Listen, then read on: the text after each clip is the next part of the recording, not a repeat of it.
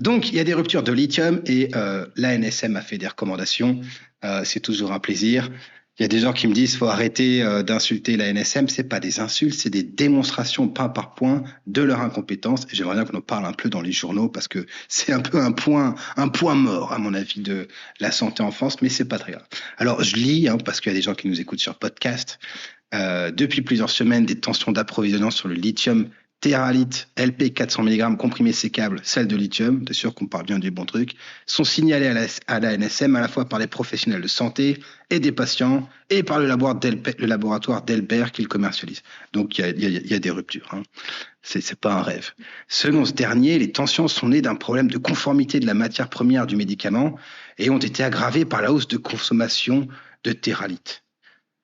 C'est quand même fou ce qui se passe en 2025. Il y a tout qui est en rupture, mais tout est arrivé en même temps, quoi. C'est quand même dingo.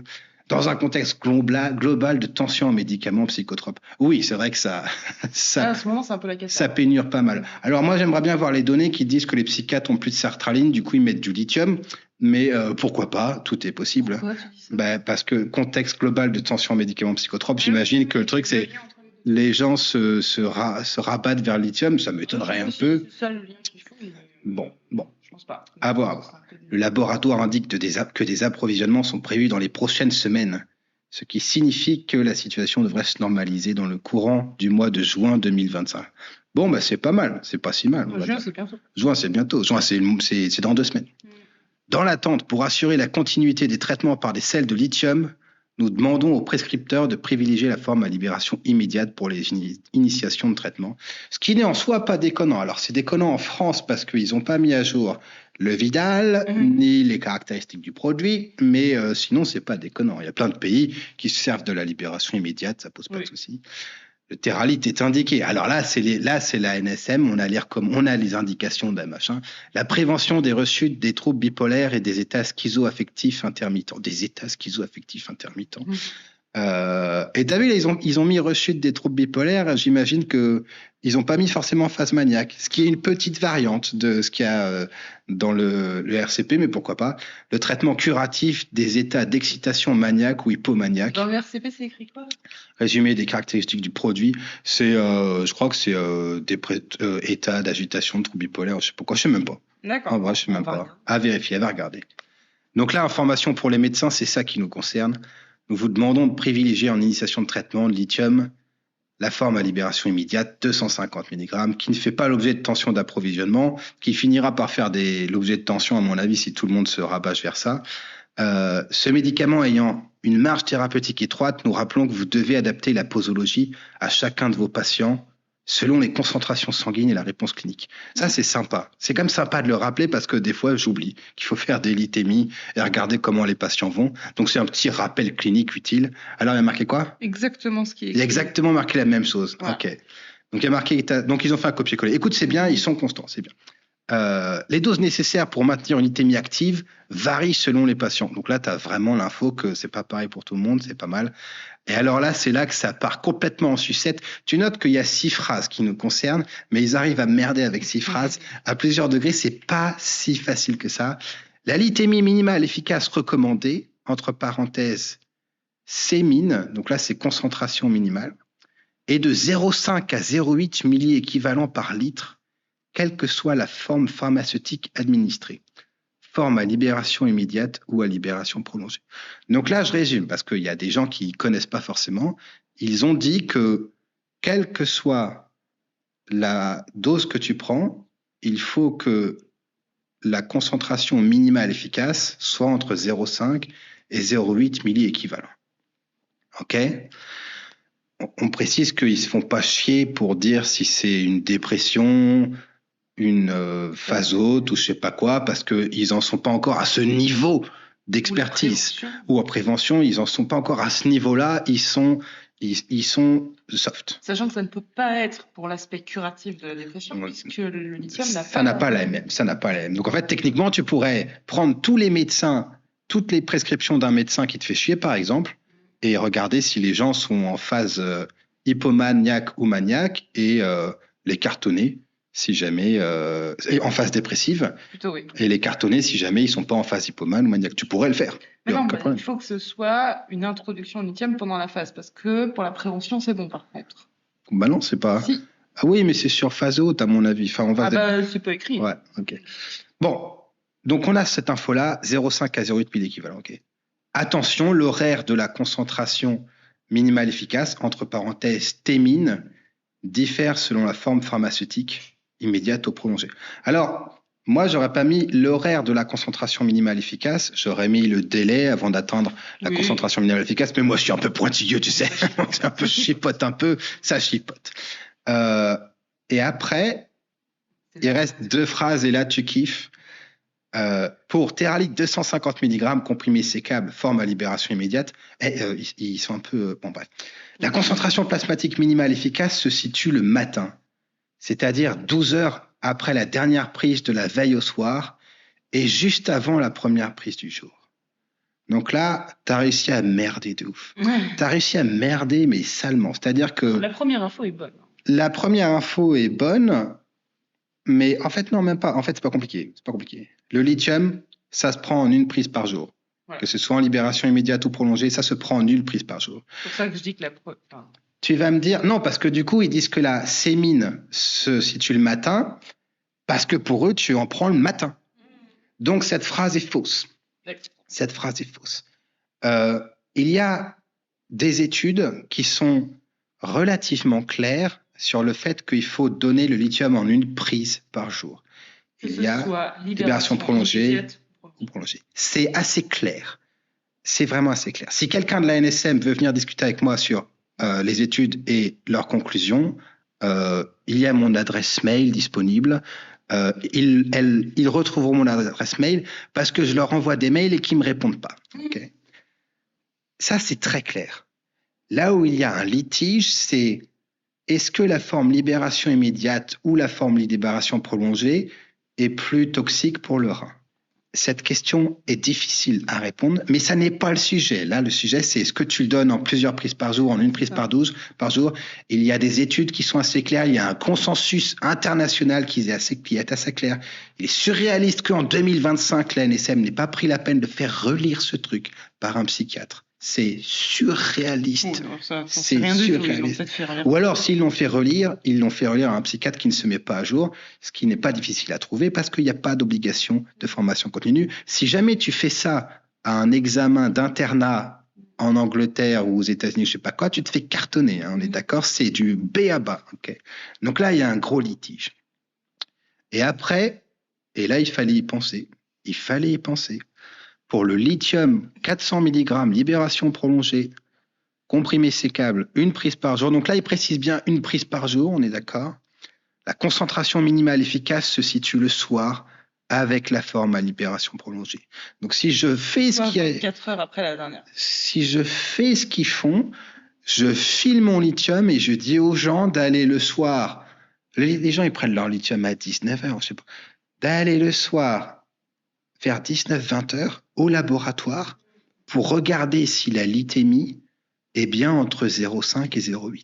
C'est surréaliste. Ouais, puis là, c'est complètement... Enfin, c'est sorti du chapeau. Je ne sais pas qui a fait ça. C'est écrit nulle part. Je ne sais pas. Alors, je ne sais pas si dans la notice du lithium en France, c'est écrit. Si c'est écrit, je ne comprends pas. Alors qu'il y a une rupture.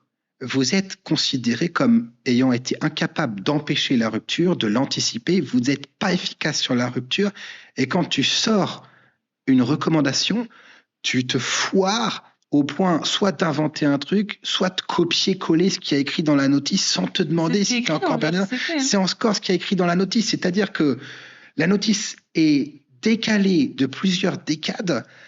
Et tu as l'occasion de te mettre à jour, il suffit à ce stade de regarder sur Internet, tu vois. Mais non, tu recopies le truc, mais quel manque de respect. C'est un manque de respect pour les patients qui voient qu'on a une autorité de santé qui prend même pas la peine de regarder les trucs à jour. Pour les praticiens, tu sors des recos et tu copie-colles un truc périmé, mais c'est surréaliste. Donc, dans les faits, j'insiste, c'est factuel, il n'y a pas de discussion possible parce qu'il y a un consensus assez clair et des études qui vont derrière. Tu peux faire à l'inverse du consensus si jamais tu as des études et que tu peut prouver que le consensus n'est pas forcément bon, tu vois. Donc, effectivement, là, à la limite, s'ils disent on fait complètement différemment, tu l'expliques. Mais en fait, non, tu as juste recopié la notice. Tu m'as envoyé un mail, tu as tapé de l'énergie pour me recopier une notice pérave qui est bidon, c'est sûr. Donc, dans les faits, tu prends le lithium une fois par jour. Ça n'est pas discutable. Dans les faits, les lithémies qui sont appliquées dans le Vidal sont déconnantes. Tu ne laisses pas quelqu'un à 1 milliéquivalent de lithium, 1,1 voire 1,2 comme c'est écrit dans le Vidal, parce que les données prouvent que sur le plan rénal, c'est problématique. Il y a certaines personnes qui vont avoir besoin de lithémie élevée, mais c'est au cas par cas. Ce qui est sûr, c'est que les concentrations cibles dans le Vidal sont éclatées au sol. Il eût fallu que la NSM mette à jour les concentrations cibles en fonction des différentes situations cliniques. Je ne pense pas personnellement que c'était trop leur demander. Je pense que les gens qui ont été payés pour faire ça ont fait moins que le minimum syndical et qu'on devrait honnêtement les virer. Mais ça, c'est que mon avis. Et pour la prochaine fois, il faudrait que quelqu'un se pose un peu la question et rentrer un poil dans le détail. Donc, très clairement, c'est une fois par prise. Les concentrations plasmatiques par convention sont évaluées le matin, 12 heures après la prise. Les concentrations plasmatiques sont évaluées 12 heures après la dernière prise. Je précise aussi, parce qu'il y a pas mal de sites internet, voire même de conseils qui sont donnés parfois par l'ARS et dérivés. Le lithium peut se prendre à n'importe quelle heure dans la soirée. Le seul moment où tu as besoin de le prendre 12 heures avant un horaire donné, c'est quand tu vas faire la prise de sang. Sinon, tu peux le prendre une fois à 19 heures. Si tu vas au resto, tu peux le prendre à 22 heures. D'un jour à l'autre, ça ne change pas grand-chose. Okay, donc, c'est pris une fois par jour. C'est pris le soir. Les concentrations plasmatiques sont faites le matin. Et c'est fini. Et alors après, tu peux dire, oui, mais du coup, le matin, comment est-ce qu'on fait ? Quelle dose on fait ? Eh ben déjà, si tu le donnes 3 fois par jour, c'est pas du tout pareil si tu évalues les concentrations plasmatiques le matin que si tu le donnes une fois par jour. Donc déjà, tu as un souci, en fait. Tu es le seul pays à faire ça, c'est dégueulasse. Donc c'est le matin. Et le matin, probablement que les concentrations plasmatiques pertinentes sont autour de 0,7 milléquivalent pour à peu près tout le monde. Et ça paraît être une bonne base et il faut commencer par ça. Alors attention, j'insiste, ceux qui sont 3 fois par jour, ils paniquent pas, ils en reparlent avec leur psychiatre, ils n'ont pas les reins qui vont exploser.